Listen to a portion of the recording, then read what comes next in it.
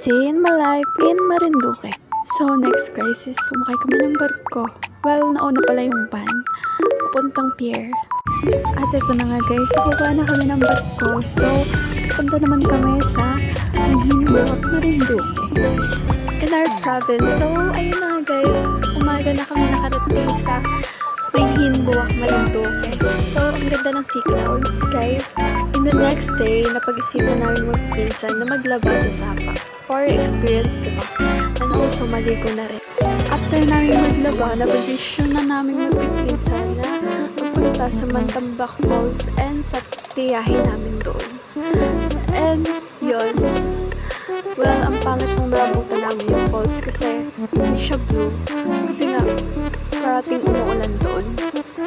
Kinabukasan, nag-aya si kuya na sunduin namin yung girlfriend niya para makapag-bonding, ganun.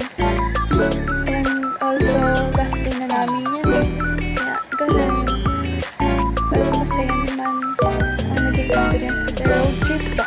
We're back in Chicago. Mali pala. In Cavite. Miss ko yung Marinduque. Yun lang guys. Thank you for watching.